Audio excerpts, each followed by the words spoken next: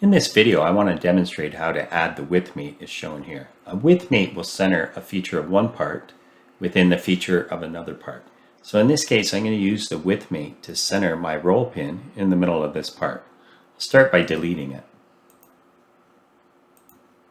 And then I'll just move the pin out so we can see it doesn't have that width mate.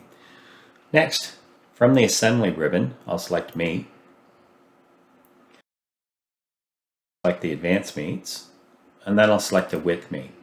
As the width selection is 1, I'll zoom in here on my part and I'll select this end of the pin. I'll rotate around and zoom out a bit until I can see this end and select this end as the second selection for width selection 1. Then as width selection 2, I'll select this face of my part. The pin will center itself.